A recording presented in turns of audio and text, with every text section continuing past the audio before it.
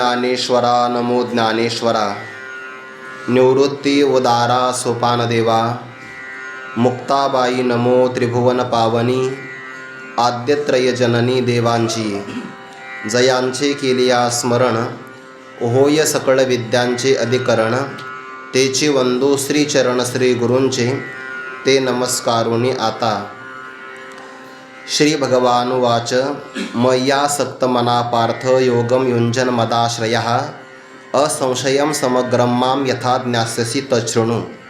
ज्ञानं तेऽहं सविज्ञानमिदं वक्ष्याम्य शेषतः यज्ज्ञात्वा नैह भूयोऽन्यज्ज्ञातव्यमवशिष्यते।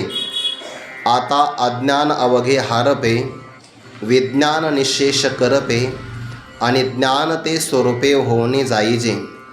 कैवल्य साम्राज्य चक्रवर्ती विश्वमौली ज्ञानोबाराय सकल ब्रह्मनिष्ठ गुरुजनांच्या परमकृपेने श्री भगवती ज्ञानेश्वरीच्या 7व्या अध्यायाचा विचार प्रारंभ केलेला आहे। या अध्यायाच्या प्रारंभाला भगवान परमात्मा प्रतिज्ञा करतात की अर्जुना, मी तुला ज्ञानासहित विज्ञानाचं पूर्ण रूपाने प्रतिपादन करणार आहे। पूर्ण ज्ञान प्राप्त झालं की तूही मला पूर्णपणाने जाणू शकशील। म्हणून 2 श्लोकामध्ये 2 प्रकारचे भाव आलेले आहे। असंशयम समग्रम माम, माम समग्रम ज्ञास्यसि, मला संपूर्ण रूपाने तू जाणशील असा एक अर्थ।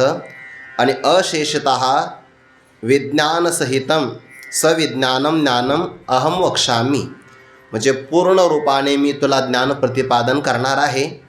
ज्याला पूर्ण ज्ञान प्राप्त झालं तोच परमात्म्याला पूर्ण रूपाने जाणू शकतो। आणि जाणण्यासाठी सुद्धा एक प्रकारची योग्यता असावी लागते। पैगा तू योगयुक्त झालासी आता, परमार्थ असो किंवा व्यवहार असो त्यामध्ये अधिकारच असावा लागतो। अधिकाराशिवाय फल प्राप्त होत नाही। थोडक्यात अनधिकार्याला कोणत्याही प्रकारचं फळ मिळत नाही। अधिकार संपादन केल्याशिवाय कोणत्याही साधनामध्ये प्रवृत्त होऊ नये। विचारसागर नावाच्या ग्रंथाच्या 2ऱ्या तरंगाच्या रहस्यामध्ये हा विचार आला आहे। कोणत्याही प्रकारचा विचार असू द्या त्यामध्ये अधिकाराची फार नितांत आवश्यकता आहे। व्यवहारामध्ये एखाद्या अधिकारी किंवा एखाद्या पदावर जर आपल्याला रुजू व्हायचं असेल तर त्यासाठी आपली शैक्षणिक गुणवत्ता असावी लागते, ज्याला आपण क्वालिफिकेशन म्हणतो। तर ती असल्याशिवाय आपल्याला त्या कोणत्याही पदावर जाता येत नाही। तसं परमार्थामध्ये सुद्धा ब्रह्मज्ञान किंवा आत्मज्ञान संपादन करायचं असेल तर याकरिता एक अधिकार कमवावा लागतो। आणि ज्याने तो अधिकार संपादन केलेला आहे त्यालाच अधिकारी असं म्हणतात। हाही विचार पहिल्याच तरंगामध्ये आलेला आहे। ते अनुबंध चतुष्टयाचं प्रतिपादन जेव्हा केलं तेव्हा अधिकारी, विषय, प्रयोजन आणि संबंध याचा विचार विस्ताराने प्रतिपादन पहिल्या तरंगामध्ये संक्षेपतः आणि 2ऱ्या तरंगामध्ये विस्ताराने हा विचार केलेला आहे। ज्याने या जन्मी किंवा पूर्वजन्मी निष्काम कर्माने अंतकरणातला मल नावाचा दोष घालवलेला आहे। पाप करण्याची जी वासना त्याला मल म्हणतात। चित्ताचं चांचल्य त्याला विक्षेप म्हणतात। ज्याला मल नावाचा दोष घालवायचा असेल त्याला कर्म नावाच्या साधनेशिवाय पर्याय नाही। मनशुद्धीच्या मार्गी जे विजयी व्हावे वेगी, ते कर्म सबळा लागे आळसून न कीजे। ज्याला आपलं अंतकरण शुद्ध करायचं असेल त्याने आपल्या वाट्याला आलेलं कर्म प्रामाणिकपणाने आणि निष्काम पद्धतीनं करावं तर त्या व्यक्तीचं अंतकरण शुद्ध होतं। शुद्ध अंतकरणाचं लक्षण आहे वैराग्य प्राप्ती। तया सर्वात्मका ईश्वरा स्वकर्म कुसुमांचे वीरा, पूजा केली होय अपारा तोषा लागी। मनोनितीय पूजे रिझलेनी आत्मराजे, वैराग्य सिद्धी देईजे पसाय तया। ईश्वर आपल्यावर निष्काम कर्माची फुलं अर्पण केल्यानंतरच प्रसन्न होतो। आणि ईश्वर प्रसन्न झाल्यानंतर आपल्याला वैराग्य प्राप्ती होते। वैराग्य वेगळं आणि वैताग वेगळा। वैराग्य शब्दाचा अर्थ असा आहे, सगळे भोग अनुकूल असतानासुद्धा त्यातला एकही भोग भोगावा असं अंतकरणामध्ये आवडत नाही, त्याला वैराग्य असं म्हणतात। याकरिता ज्ञानोबारे उदाहरण देतात, ज्याप्रमाणे एखाद्या झाडाला फल जर परिपक्व झालं तर परिपक्व झालेलं फळ देठाला धरत नाही आणि देठसुद्धा फळाला धरत नाही, सहज त्यांचा त्याग होऊन जातो। परिपाकाची वेळे, फळ देठे ना देठ फळे, न धरे तैसे स्नेह खुळे, सर्वत्र होय. तसं जो व्यवहारामध्ये राहत असताना ज्याला प्रापंचिक कोणत्याही विषयाचं आकर्षण अंतःकरणामध्ये लिप्त करू शकत नाही, असं जर अंतःकरण होत असेल तर ते वैराग्यवान पुरुषाचं लक्षण आहे. मग सगळे भोग अनुकूल आहे आणि हात जोडून सगळे भोग समोर आले तरी त्याला ते स्वीकार करावेसे वाटत नाही. नाहीतर भोग अप्राप्त आहे आणि मला ते आवडत नाही असं नाही. म्हणून तुम्ही आपल्या सगळ्या संस्कृतीचा विचार करा. ज्या ज्या महापुरुषांनी राज्याचा परित्याग केला ना, ते सगळेच्या सगळे अनुकूल राज्य टाकणारेच आहेत. बघा, भरतांचं विचारचिंतन केलं आहे दुसऱ्या अध्यायामध्ये भागवतामध्ये. तर नाथ महाराजांनी 3 शब्द वापरले तिथं. ते शब्द वापरत असताना तेने दिगमंडल जिंतिले, समुद्रावलयांकित राज्य केले, नाना भोग भोगिले जे नाही देखिले सुरवरी. पुढे शब्द आलाय बघा, अनुकूळ स्त्रिया पुत्र, अनुकूळ मंत्री पवित्र, अनुकूळ राज्य सर्वत्र, ते त्यागिले विचित्र नाना भोग. प्रतिकूलतेमध्ये त्याग कुणी करेल. खरा त्याग अनुकूलतेमध्ये करण्यात पुरुषार्थ असतो. आणि ज्याला अनुकूलतेमध्ये त्याग करता येतो त्याच्याकडे पराकोटीचं वैराग्य असतं. विरक्तस्य तृणम जगत, विरक्त पुरुषाला सगळं जगत गवताच्या वाळलेल्या काडीप्रमाणे असतं. त्यामुळे तो एका क्षणात त्याग करू शकतो. आणि ज्याच्याकडे हे वैराग्य त्या निष्काम कर्मानेच प्राप्त होतं. चित्ताची स्थिरताही फार महत्त्वाची आहे आणि ती उपासनेनं प्राप्त होते. ज्याचा मल नावाचा दोष निष्काम कर्माने गेलेला आहे, विक्षेप नावाचा दोष उपासनेतून घालवलेला आहे. ते कार्य त्याने या जन्मात केलं असेल किंवा गत जन्मामध्ये केलं असेल. आणि असा जो पुरुष असेल, श्री गुरूंच्या चरणकमलाजवळ जाऊन जो आपल्या स्वस्वरूपाचा परिचय करून घेतो, कोहम, मी नेमका कोण आहे. आपण आपल्याला जे समजतो ते आपण आहेत असा अर्थ नाही. बरं, बऱ्याचदा आपण भ्रमातच काहीतरी समजत असतो.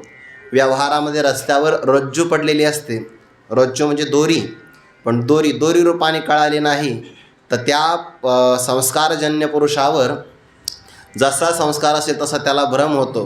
जर तो गोपालक असेल तर त्याला वाटतं काठी आहे, शेतकरी असेल त्याला वाटतं जमीन दुभंगलेली आहे, किंवा एखादा माळी असेल त्याला वाटतं पुष्पहार पडलेला आहे, आणि जो गारुड्याचा खेळ चांगला पाहतो त्याला वाटतं साप आहे. म्हणजे अधिष्ठान एकच आहे, पण त्यावर भ्रम आपल्या बुद्धीनुसार होऊ शकतो. तसा भ्रम अनेक प्रकारचा आहे. पहिल्यांदा विचार आहे कोहम, आपण नेमके कोण आहोत. कोणत्याही व्यक्तीला जर आपण विचारलो तुम्ही कोण आहात, तर तो मी अमुक अमुक व्यक्ती आहे. आणि कशावरून पुरावा आहे आपल्या आधार कार्डाचा. आधार कार्ड आता आला आपल्या जन्मानंतर. जन्म झाला तेव्हा देह मिळाला की नाही. देहाच्या अगोदर आपण कोण आहे, देहाच्या नंतर कोण आहे. आपण देहापेक्षा वेगळे आहोत असाही व्यवहारामध्ये विचार होतो की नाही. एखादी व्यक्ती मृत झाली तर लोक मागचे काय म्हणतात, शोकसभा आयोजित करणारे, आज कळविण्यास अत्यंत दुःख होतं. मी फक्त तिथलं सांगतोय, खरं मला काही दुःख नाही झालेलं, फक्त उदाहरण द्यायचं आहे.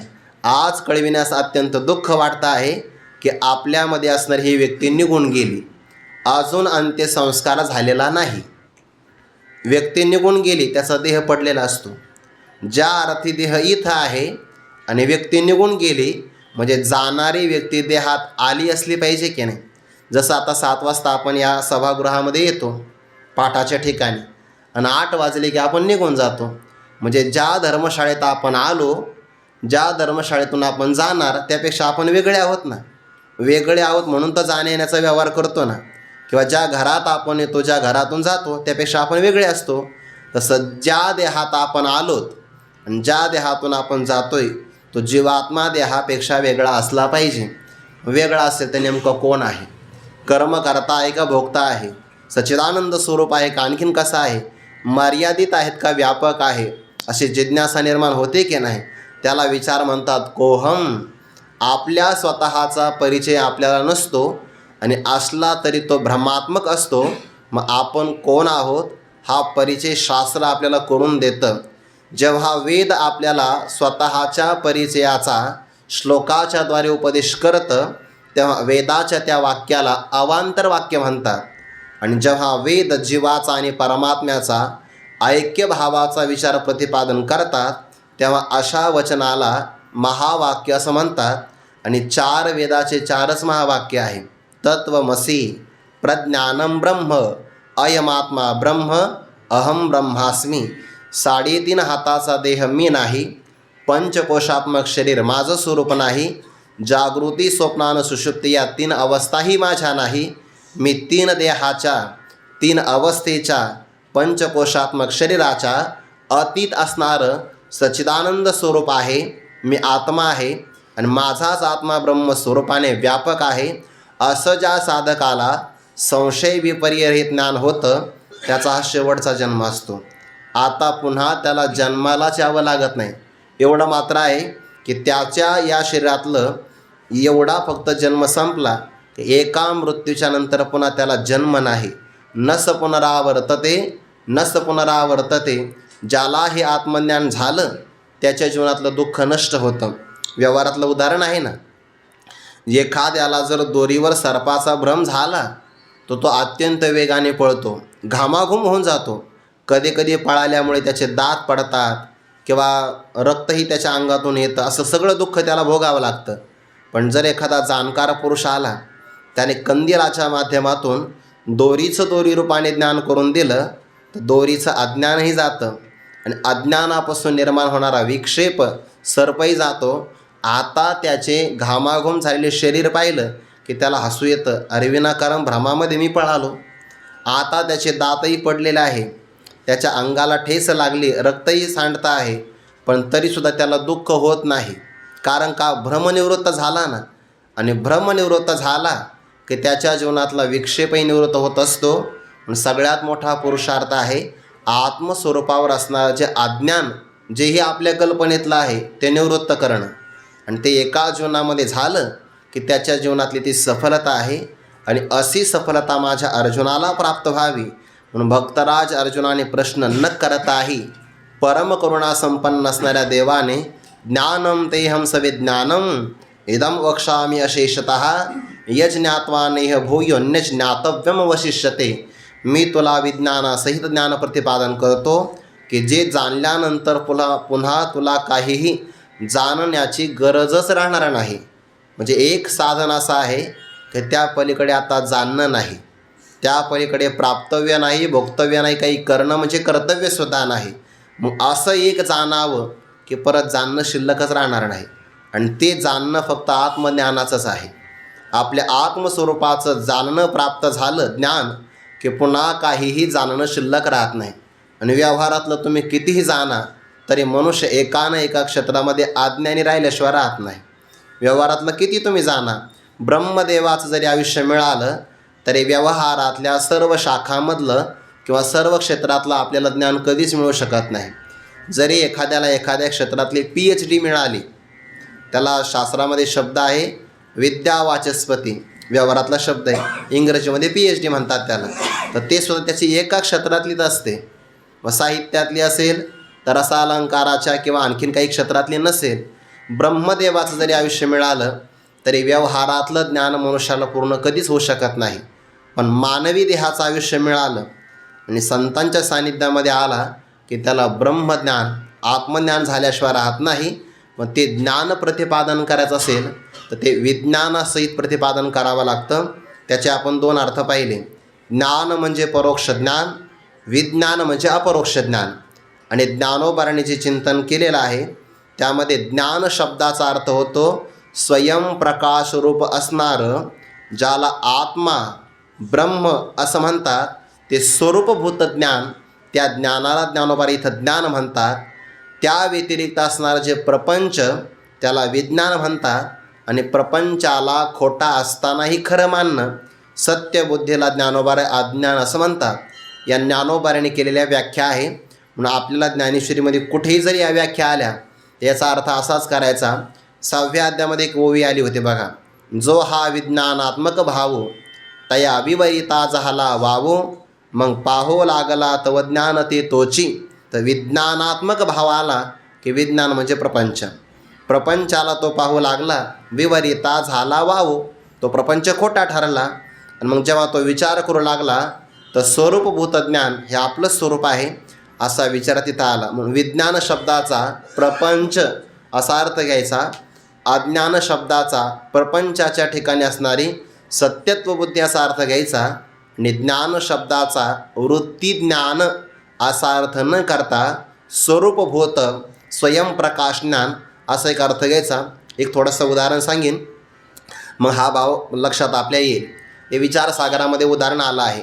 विचारसागर म्हणत असताना ग्रंथ बरं, नाहीतर मग ते आपल्याला परिचय म्हणून काही नाही. पण ज्यांना ग्रंथ माहिती नाही ते म्हणतील हा सागर नेमका कुठं आहे. आम्ही पृथ्वीवरचे 6-7 समुद्र आपल्याला माहिती आहे, मग हे विचारसागर नेमका कुठं आहे. तर विचारसागर नावाचा ग्रंथ आहे असं ध्यानात ठेवायचं. कालच माझ्या मनात आलं, मला आपण म्हणतो विचारसागरात हे आलं, इथं ते आलं. लोक म्हणते सागर नेमका कुठं आहे. आम्हाला हिंदी महासागर बाकीचे सागर माहिती आहे, पण विचारसागर माहिती नाही. तर ह्या ग्रंथाचं नाव आहे. त्या विचारसागरामध्ये एक उदाहरण आलं. त्याने उदाहरण असं दिलं आहे, जुन्या काळातलं उदाहरण. कंदील असतो की नाही, त्या कंदिलामध्ये मुख्य ज्योत प्रकाशित असते. त्याने 3 विचार प्रकारचे सांगितले बघा. त्या कंदिलाचा जो प्रकाश आहे ना, तो काचेमध्ये येतो. काचेतला प्रकाश बाहेर प्रसारित होतो आणि प्रसारित झालेला प्रकाश एखाद्या पदार्थाला व्यापतो. 3 भाग झाले ना. मुख्य प्रकाश आहे ज्योतीचा, पण तो काचेमध्ये आला, काचेतून पुढे गेला आणि त्या प्रकाशाने पदार्थाला व्यापलं. ज्या पदार्थाच्या आकाराचा तो प्रकाश झाला त्या पदार्थाला म्हणतात ज्ञेय, म्हणजे जाणण्याचा विषय, त्याला ज्ञेय म्हणतात. त्या पदार्थापासून तर काचेपर्यंत जे मधलं अंतर आहे आणि तिथं जो प्रकाश आहे त्या प्रकाशाला म्हणायचं ज्ञान. आणि ज्योतीतला प्रकाश जो काचेमध्ये आला त्याला म्हणतात ज्ञाता.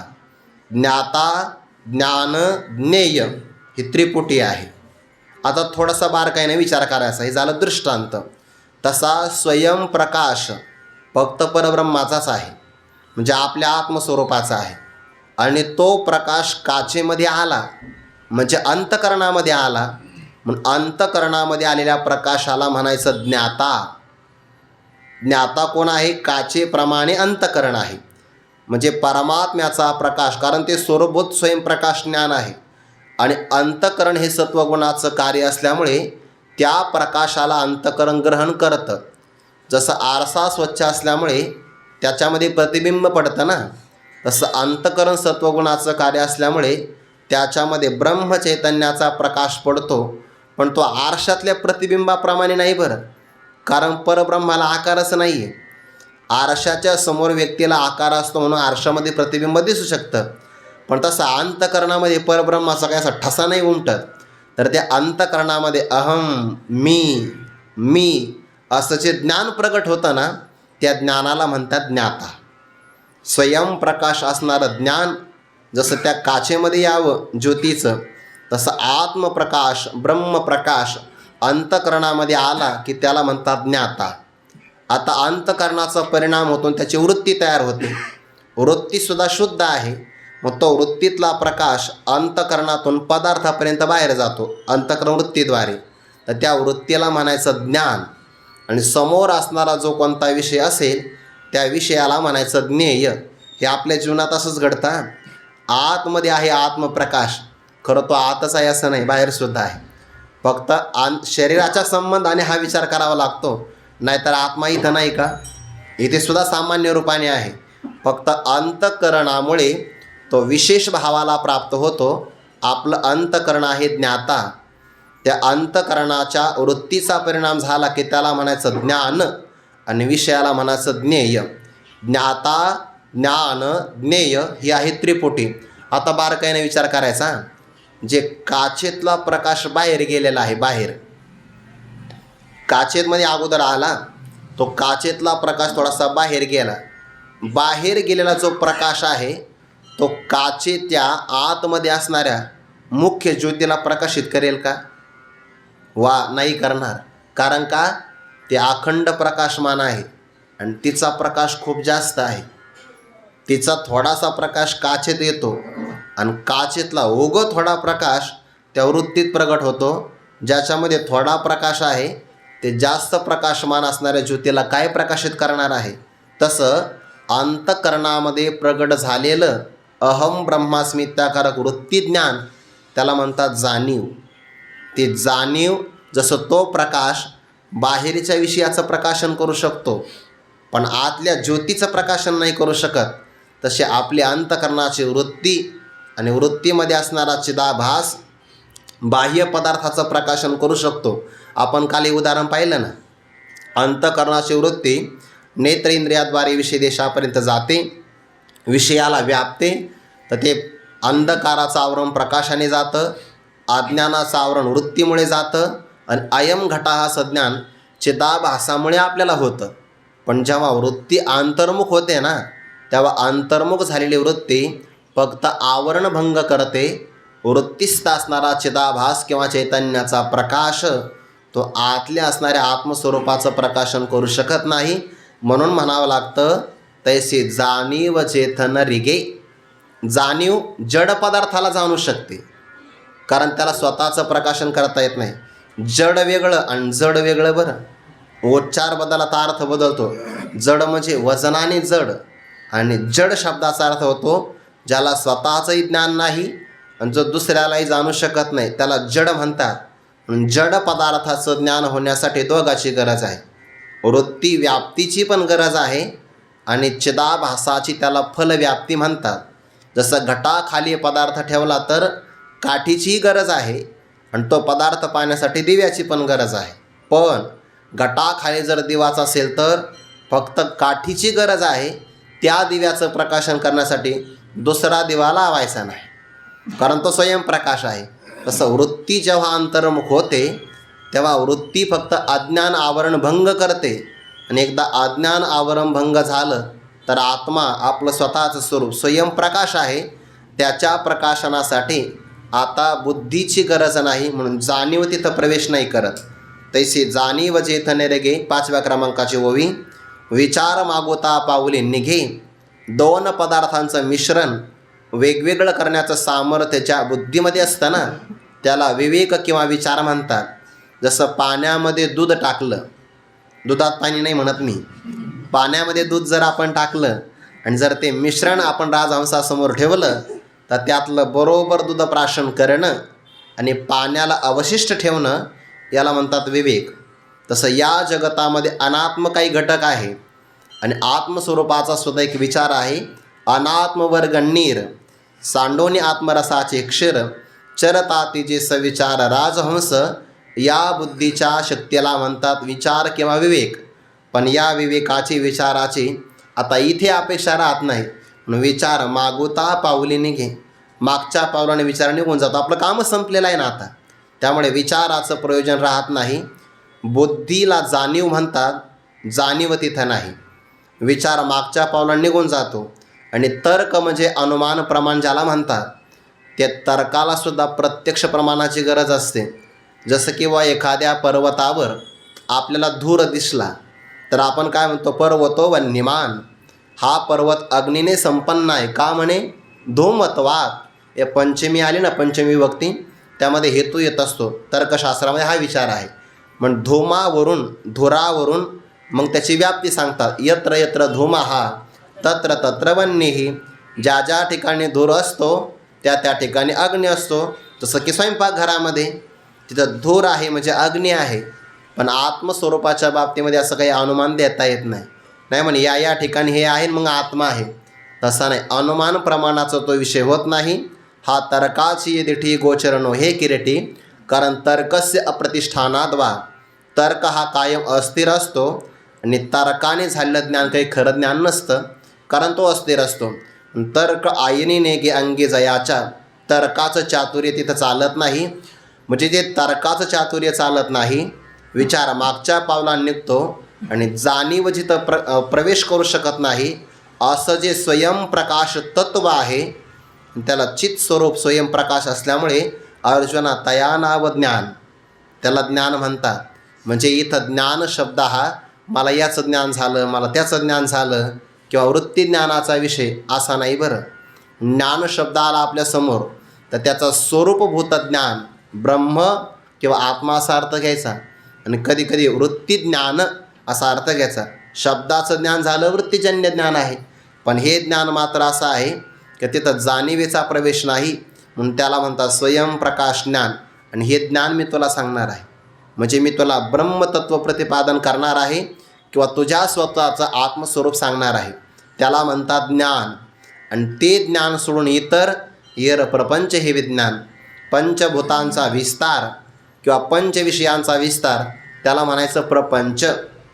प्रपंचाला ज्ञानोबा विज्ञान म्हणतात. बरं, मग ज्ञानेश्वरीमध्ये आलेला विज्ञान शब्द आपल्या डोक्यामध्ये जो विज्ञानाचा विचार असतो तो नाही.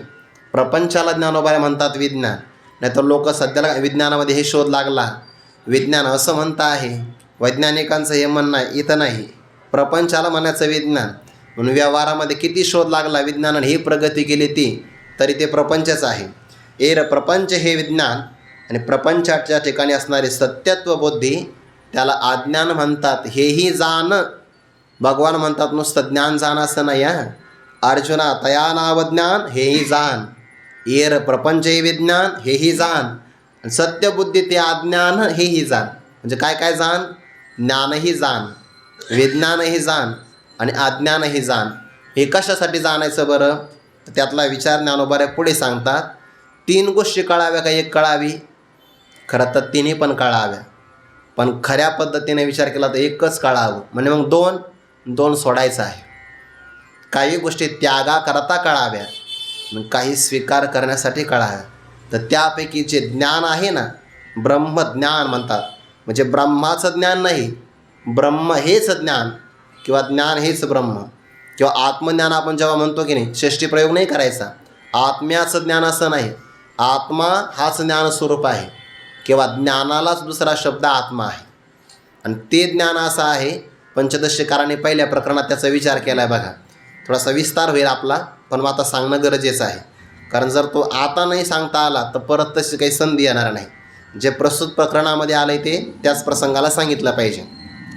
पंचदशीकाराने हा विचार पहिल्या प्रकरणामध्ये केला आहे. बघ, इतका गोड विचार केला, थोडंसं आपल्याला क्लिष्ट वाटेल, पण बारकाईनं ऐकलं तर समजेल आपल्याला जागृतीमध्ये ज्ञान होतं पंचविषयाचं. थोडंसं बारकाईनं बघा.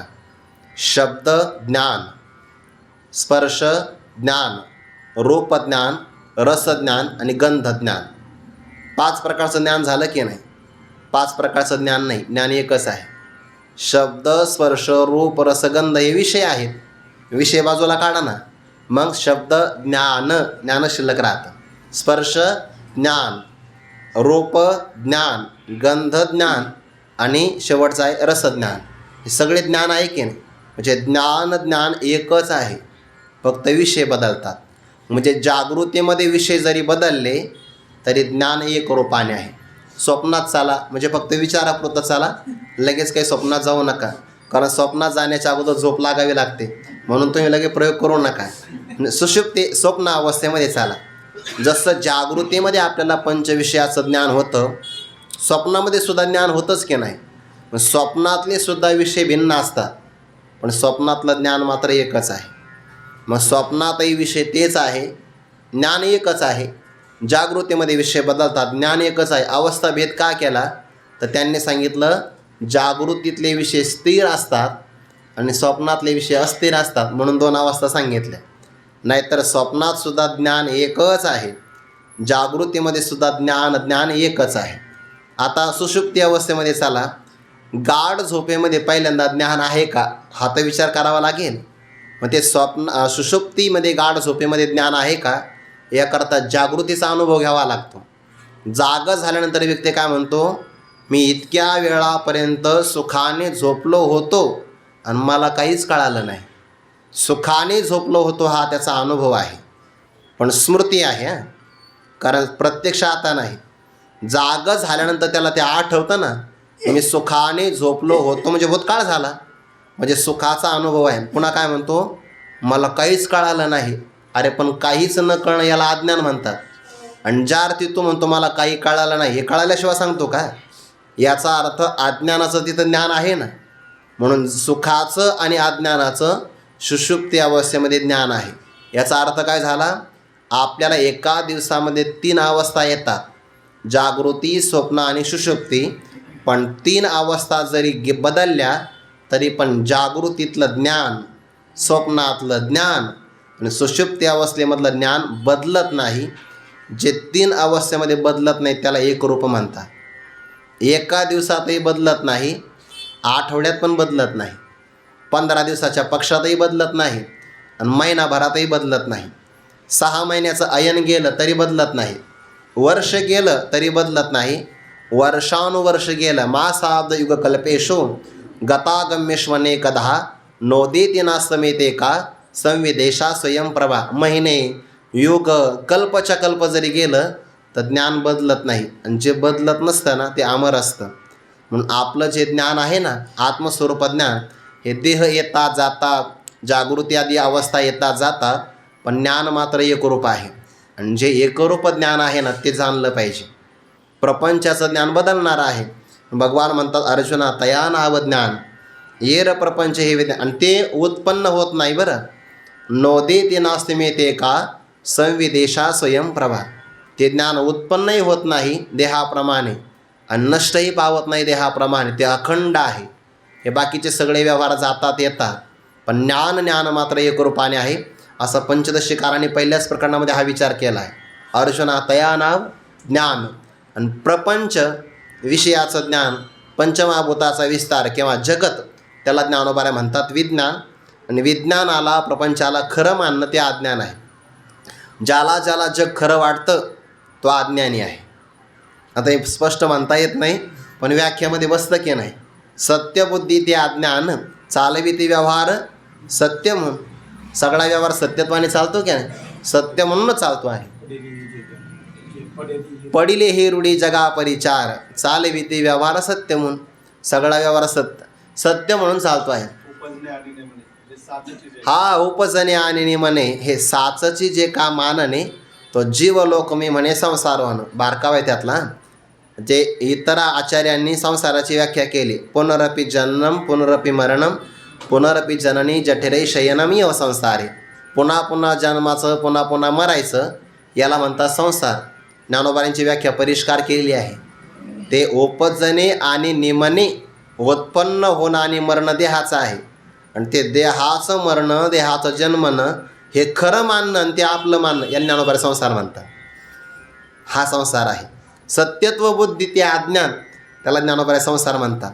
पुन्हा पुन्हा जन्मनं आणि मरण यात फरक नाही, पण पुन्हा पुन्हा जन्माला यायचं आणि पुन्हा पुन्हा मरायचं ही प्रक्रिया सत्य मानणं. साचची जे का मानणे तो जीवलोक मी म्हणे संसारोहन. ज्ञानोबांच्या काही व्याख्या सगळ्यांपेक्षा वेगळ्याच आहे. आता इथं सुद्धा विज्ञान शब्दाच्या व्याख्या वेगळीच आहे. इतर आचार्यांचं म्हणणं काय ज्ञान म्हणजे परोक्ष ज्ञान, विज्ञान म्हणजे अपरोक्ष ज्ञान. पण ज्ञानोबांची व्याख्या ज्ञान म्हणजे स्वरूपभूत ज्ञान, स्वयंप्रकाश चैतन्य, त्याला म्हणतात ज्ञान. प्रपंचाला म्हणतात विज्ञान आणि सत्यत्व बुद्धी मानणं याला म्हणतात अज्ञान. मी तुम्हाला प्रश्न विचारतो, उत्तर द्या. स्वप्न खरं का खोटं? पडतच नाही वाटतं आपल्याला. चांगलं आहे बा, कारण ज्याला स्वप्न पडत नाही समजून घ्यायचं त्याला गाढ झोप लागते, आणि ज्याला गाढ झोप लागते तो सुखी आहे, समाधानी. जगी सर्व सुखी असा कोण आहे? कारण जागृती त्याच्यानंतर गाढ झोप लागावी लागते. गाढ झोपेमध्ये विक्षेप आला की स्वप्न पडतं.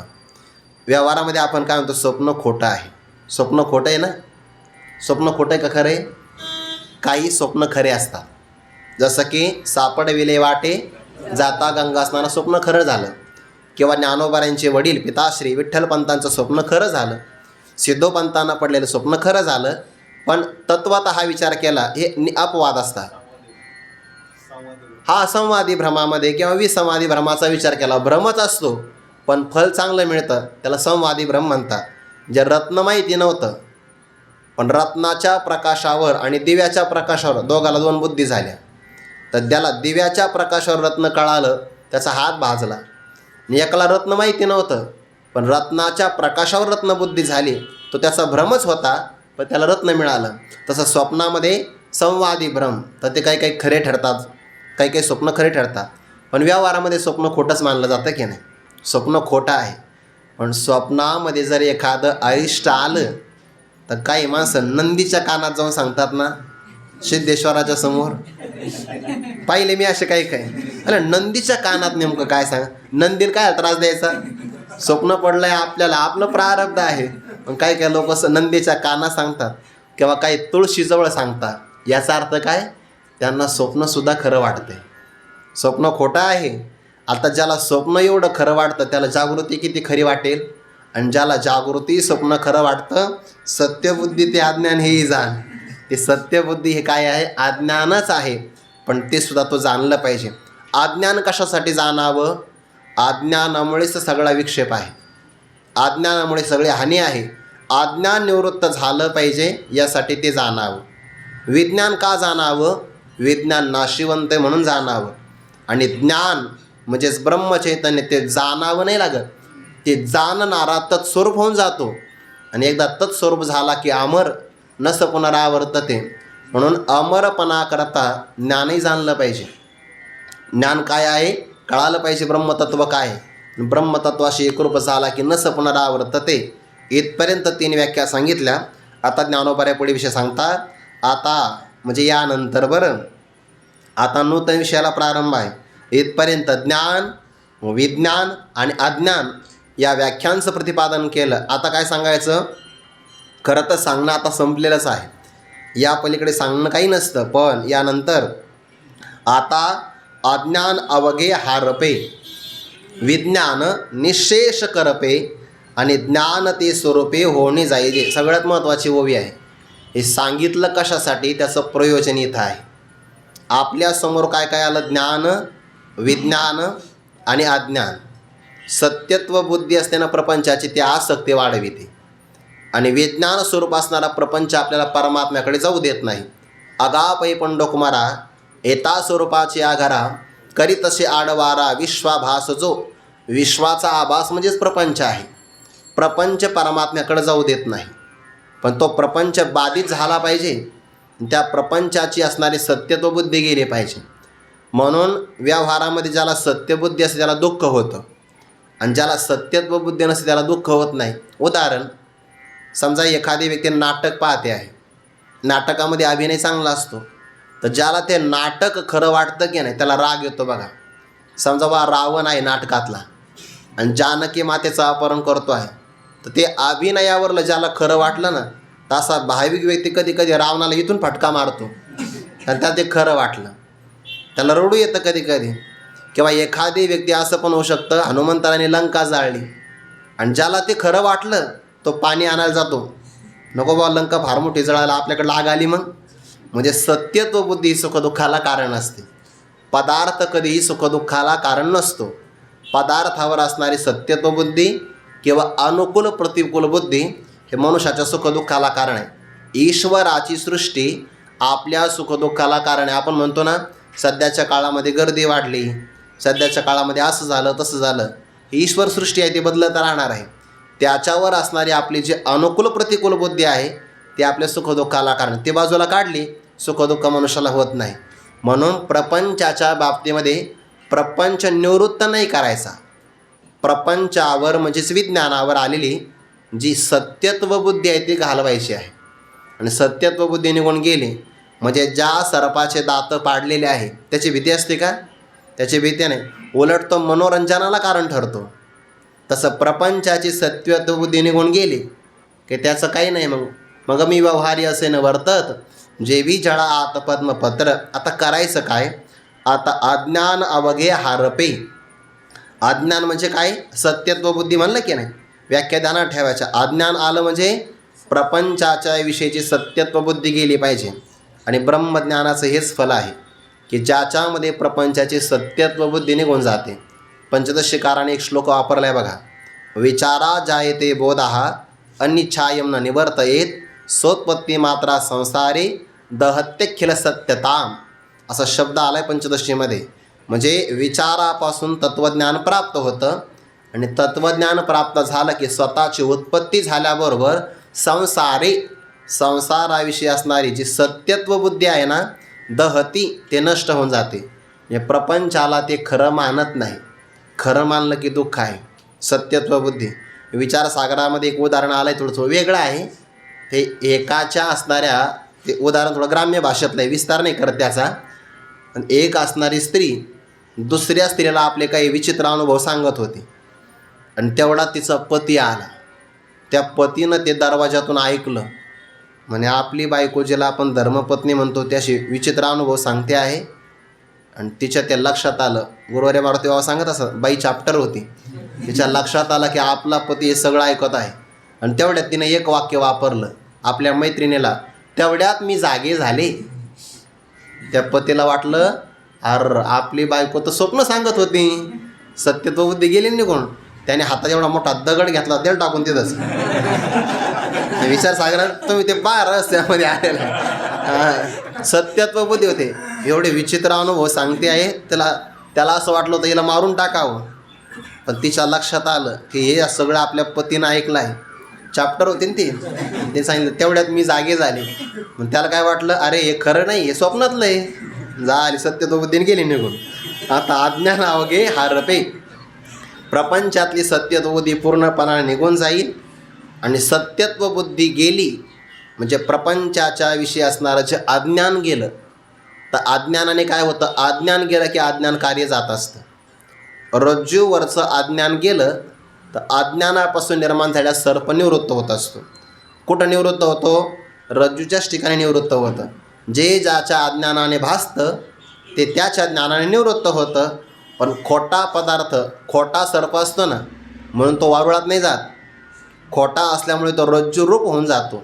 त्याची पण प्रक्रिया, अधिष्ठान ज्ञानानंतर अध्यस्थ पदार्थाची निवृत्ती ही अधिष्ठान रूप होत असते. पण खोटा पदार्थ पाहिजे, नाहीतर मग विचारसागराचा पाठ ऐकून निघाला. लोकांची गर्दी जमली होती, विचारलं त्याने काय झालं, म्हणे अहो इथं सर्प निघाला, असं दोरी घेऊन या म्हणे. पण लोकाला वाटलं याच्याकडे काही जादू असेल, दोरीमध्ये हा सर्प बांधत असेल. मग त्याने ती दोरी घेतली आणि लोकांना सांगितलं याला म्हणतात रज्जू. रज्जूच्या ज्ञानाने सर्प निवृत्त होतो. अरे पण तो खोटा, खरा नाही ना. म्हणून सत्य पदार्थ असेल त्याची क्रियेने निवृत्ती होते, खोट्या पदार्थाची होत नसते. म्हणून हे प्रपंच सगळा खोटा आहे. त्याचं अज्ञान गेलं की अज्ञानाची निवृत्ती अधिष्ठान रूप होते. अज्ञान अवघे हारपे, विज्ञान म्हणजे प्रपंच निशेष करपे म्हटले आहे. एखादा पदार्थ जर करपला ना, तर तो पदार्थ शिजण्याचे अगोदर वेगळा असतो, शिजल्यानंतर वेगळा. आणि करपला तर जसं तो करपून गेला, सर्वथैव नाश झाला, आता तो खाण्याच्या उपयोगाचा राहत नाही. तसा प्रपंच करपला म्हणजे त्याच्यातली सत्यत्व बुद्धी जी होते ना ती जळून गेली. आणि सत्यत्व बुद्धी जाणं म्हणजे प्रपंच जळणंच आहे. म्हणून प्रपंच स्वरूपाने निवृत्त नाही करायचा, प्रपंच विचाराने निवृत्त करायचा. त्याच्यातली सत्यत्व बुद्धी जाणं याला प्रपंच बाधित करणं असं म्हणतात. त्याला बाधितानुवृत्ती म्हणतात. जसं की व्यवहारामध्ये जर आपण कपड्याची घडी घातली आणि जर ती घडी आपण पेटवून दिली, सुती कापडाची जर घडी असेल ना, कपडा पूर्ण जळतो पण घडी तशीच दिसते. आता त्या घडीला पकडता नाही येत पण घडी तशीच दिसते. किंवा एखादा दोरी असते बघा, सुंब म्हणतात त्याला मोठा, तो जर जाळला तर ती दोरी जळून जाते पण त्याचा पीळ मात्र दिसतो आपल्याला.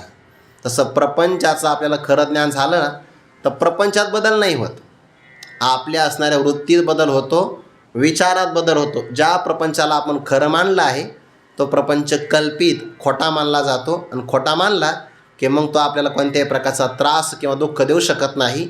आता अज्ञान अवघे हरपे, सर्व अज्ञान हरवलं पाहिजे, नष्ट झालं पाहिजे. आणि विज्ञान आणि शेष करपे, प्रपंच ज्ञान, व्यवहार ज्ञान किंवा विपरीत ज्ञान ते करपलं जाईल. आणि ज्याचं आपण ज्ञान म्हणून प्रतिपादन केलं आहे, ज्ञान कशाला म्हटलं आहे, स्वयंप्रकाश चैतन्याला म्हणतात ज्ञान. जिथं जाणीव प्रवेश करत नाही, विचार मागच्या पावलांनी निघून जातो, तर्काचं बळ चालत नाही, अशा स्वरूपभूत ज्ञानाला म्हणतात ज्ञान. ज्ञानोबाला म्हणतात ते जे ज्ञान आहे ना ते ज्ञान स्वरूपे होऊन जायचे, ते ज्ञान आपण स्वरूपाने आत्मत्वाने होऊन जायचं. या ज्ञानाला म्हणतात ब्रह्म. आणि त्या ब्रह्मापेक्षा आपण वेगळं राहायचं नाही. ते ब्रह्म आपल्याला आपलं स्वरूप वाटलं पाहिजे. आपण चांगदेव महाराजांच्या बऱ्याच प्रसंगामध्ये कधी कधी आपण त्यांचा अधिकार कमी सांगतो, पण त्यांचा अधिकार कमी नाही बरं. 65 ओव्यामध्ये ज्यांना ब्रह्मज्ञान होऊ शकतं आणि ज्यांना साक्षात ज्ञानोबा अधिक संत उपदेश करू शकतात, त्यांचा अधिकार कमी असेल का? आता दृष्टांत सांगता सांगता आपण कधी कधी विनोदाने सांगून जातो, पण तेवढा त्यांचा अधिकार कमी नाही बरं. म्हणून चांगदेव महाराजांना मी आत्मा आहे, देहाच्या आतीत आहे याचं ज्ञान झालं होतं. कारण योगी पुरुषाला आत्मबुद्धी असते, फक्त माझा आत्मा या संपूर्ण जगताला व्यापून भरलेला ब्रह्मरूपाने व्यापक आहे, एवढी फक्त ब्रह्मबुद्धी नसते. आणि ती ब्रह्मबुद्धी प्राप्त झाली की सफलता आहे. म्हणून ज्ञान ते स्वरूपे होणे जायचे. आपण स्वतःच्या स्वरूपाने आत्मत्वाने ब्रह्म होऊन जायचं. म्हणजे आपल्याला आत्मा ब्रह्मरूपाने कळाला, आत्माच ब्रह्म आहे, तरी परिच्छिन्नतेची भ्रांती निघून जाते.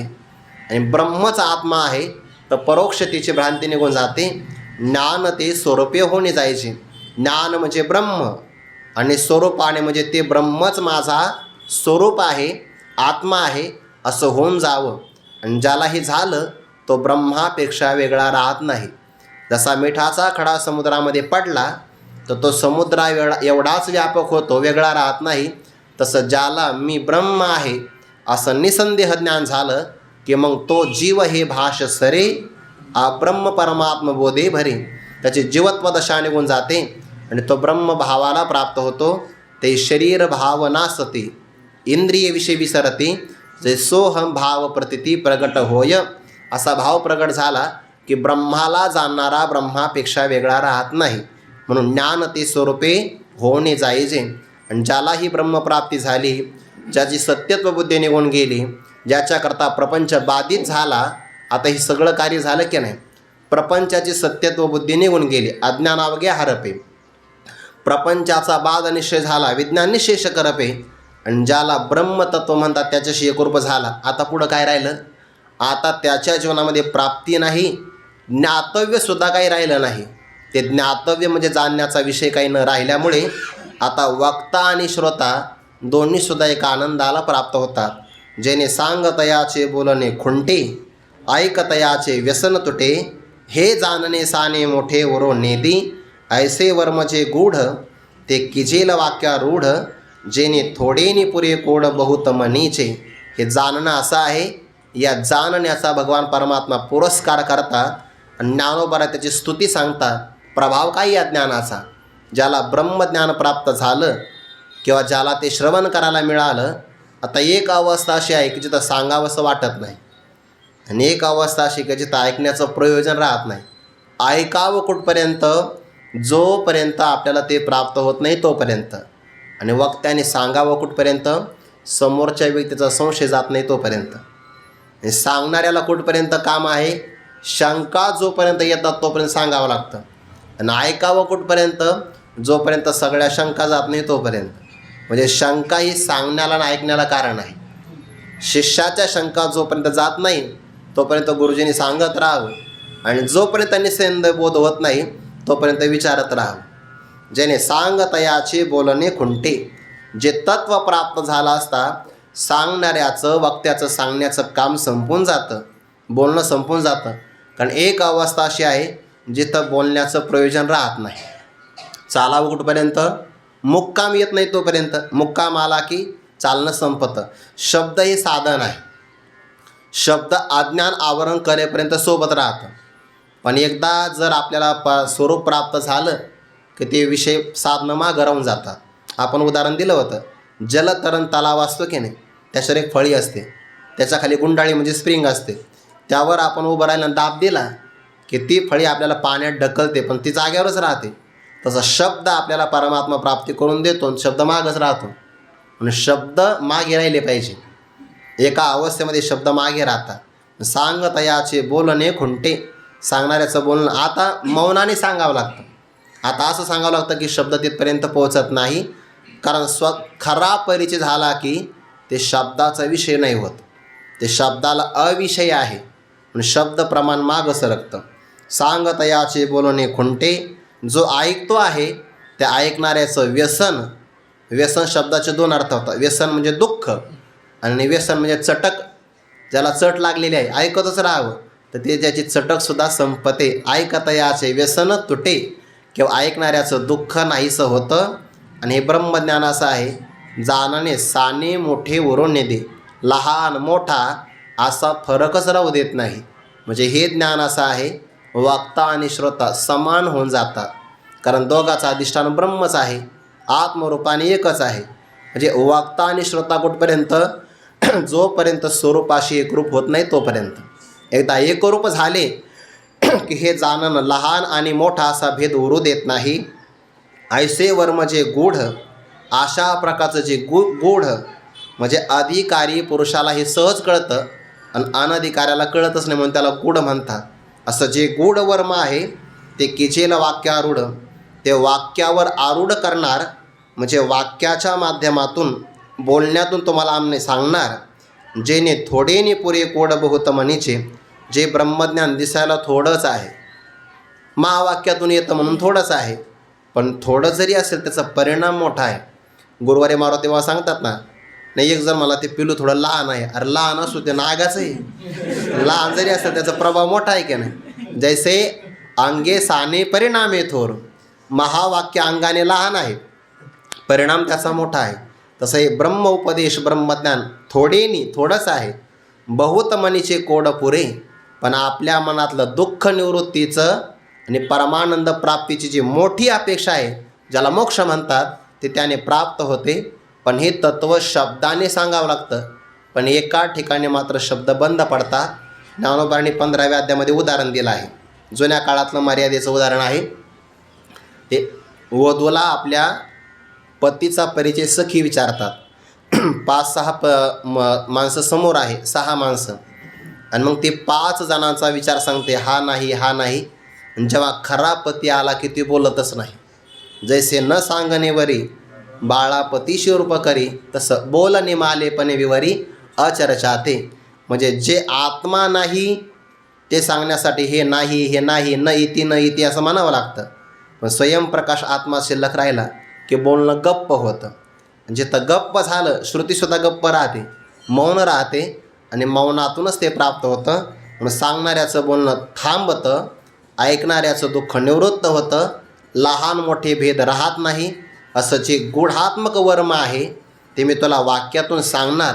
आणि जे थोडं जरी प्राप्त झालं तर आपल्या मनातल्या सगळ्या इच्छा पूर्ण होतात. पण अर्जुना, हे मी तुलाच का सांगतो आहे, कारण तू योगयुक्त आहे, आणि जो योग्य आहे ना त्यालाच हे सांगावं लागतं. याच्यासाठी सगळेजण काही प्रयत्न करत नाही. कोण कोण प्रयत्न करतात याचा विचार पुढच्या श्लोकामध्ये येणार आहे. चिंतन आपण उद्या पाहू. पुंडलिक वरदा हरी विठ्ठल, श्री ज्ञानदेव तुकाराम, मौली ज्ञानेश्वर महाराज की जय. जगद्गुरु तुकाराम महाराज की जय. सद्गुरु जोग महाराज की जय.